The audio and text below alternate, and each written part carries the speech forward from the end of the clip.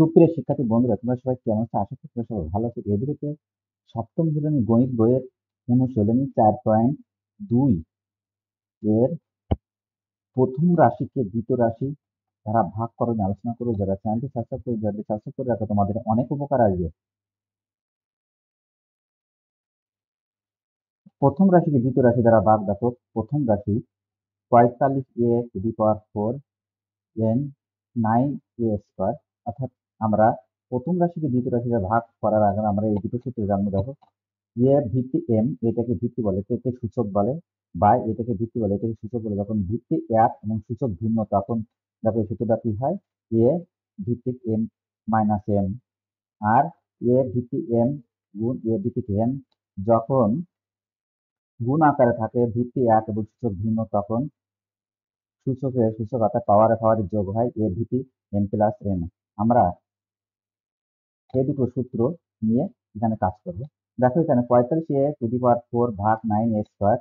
তাহলে কি আছে, 45a⁴/9a² ভাগ আকারে নিয়ে আসলাম সমান 45/9।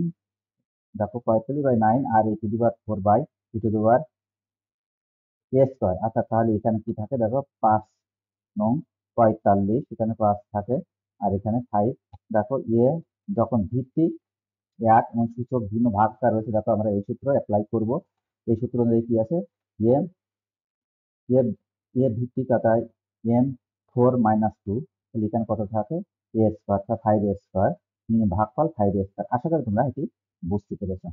তারপরে দেখো 2 নম্বরে -24a⁵ ভাগ 3a² সমান ভাগ -24a⁵/3a²। 24/3, অর্থাৎ আমরা সংখ্যা দুটোকে আলাদা করেছি। তাহলে এখানে 3 × 3, 3 × 8 = 24। আর দেখো এখানে a⁴/a⁴, তার সূত্র অনুযায়ী দেখো 8 গুণ এই সূত্র অনুযায়ী কি আছে, দেখো এ ভিত্তি এক রয়েছে, ভাগাকার রয়েছে এবং সূচক ভিন্ন রয়েছে, তখন আমরা কি করব, দেখো এ ভিত্তি অর্থাৎ সূচকে কি লিখবো 5 - 2, তাহলে -8a³। আশা করি তোমরা এটি বুঝতে পেরেছো। ভাগফল এটা। তারপর 3 নম্বরে দেখো 30a⁴x³ -60a²x, এখানে ভাগে রাখা আছে। ভাগে রাখার পর আমি আবার উপরে লব নিচে ভার, অর্থাৎ এটা উপরে যাবে, এটা নিচে আসবে। তারপর দেখো 60/6 সংখ্যা দুটোকে আলাদা করা হয়েছে। 6 5 36, এখানে 5 থাকে।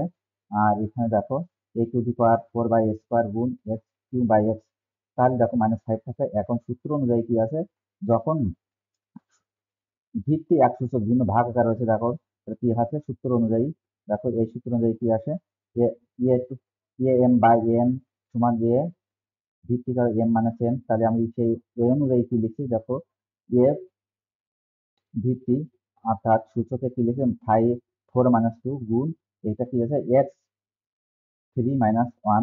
তাহলে এখানে -5a², 4 তে 2 বিয়োগ দিলে 2 থাকে এবং 3 তে 1 বিয়োগ দিলে 2 থাকে, তাহলে -5a²x²।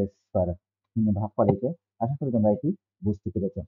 তারপর দেখো 4 নম্বরে 28x⁴y³ ভাগ 4xy² এখানে এটা উপরেতে নিচে ভাগটা রাখা হয়েছে। দেখো 28/4 x³ x x⁴x এবং y³ গুণ z²/z।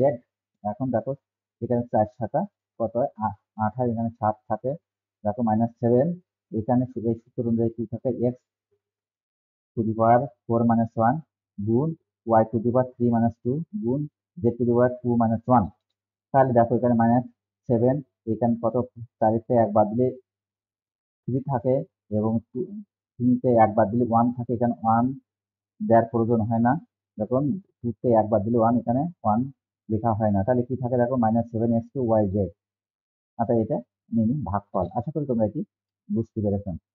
তো এবার দেখো 5 নম্বরে -36a³ ভাগ -4ayz, এটাকে উপরে এটা নিচে রাখা আছে। দেখো 36, তাহলে 36/4 a³ গুণ y²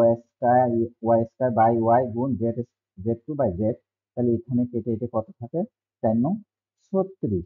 যদি 9 থাকে এখানে, এখন এই সূত্র অনুযায়ী দেখো এ 3 - 1 এখানে এর সূচক 1, 1 কে লেখা হয় না, তাহলে এখানে 1 ধরা হয়, তাহলে 3 - 1 গুণ y 2 - 1, এখানে y একটা রয়েছে, এখানে সূচক 1, তাই লেখা যায় 2 - 1 z গুণ z 3 - 1, এখানে z এখানে একটা রয়েছে, এখানে সূচক 1, তাহলে এখানে দেখো 9 a স্কয়ার হয়, 3 তে 1 বাদ দিলে 2 থাকে, y তে 2 তে 1 বাদ দিলে y থাকে, y 1 লেখা হয় না সূচকে, এবং 3 তে 1 বাদ দিলে a স্কয়ার থাকে, 9 a square y square z ভাগফল।